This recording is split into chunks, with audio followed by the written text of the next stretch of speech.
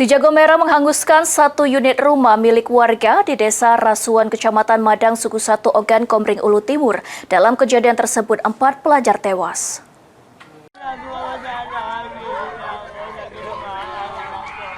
Desa Rasuan, Kecamatan Madang, Suku 1 Ogan, Komering Ulu Timur mendadak gempar karena kemunculan kobaran api dari salah satu rumah warga. Warga sekitar yang tengah terlelap dalam tidur pun berhamburan keluar rumah untuk membantu memadamkan api. Meski telah dibantu oleh petugas pemadam kebakaran, si Jago Merah mengamuk dengan menghanguskan satu unit rumah milik warga tersebut.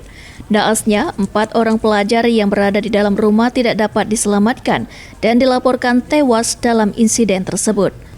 Dari data yang berhasil dihimpun, kejadian naas yang menimpa rumah milik Sudirman tersebut terjadi pada hari Selasa 30 September 2025 sekitar pukul 23.30 waktu Indonesia Barat.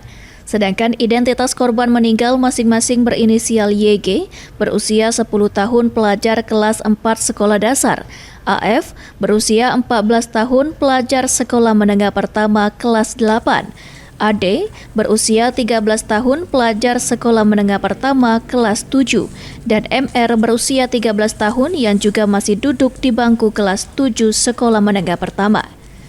Dari keterangan warga, kebakaran tersebut terjadi diduga karena adanya korsleting arus listrik. Dugaan tersebut diperkuat dengan ditemukannya kabel listrik yang terputus di lokasi kebakaran.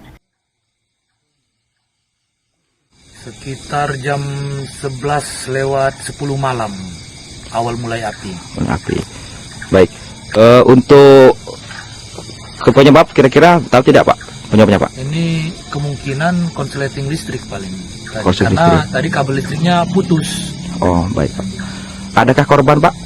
Ada 4 meninggal dunia.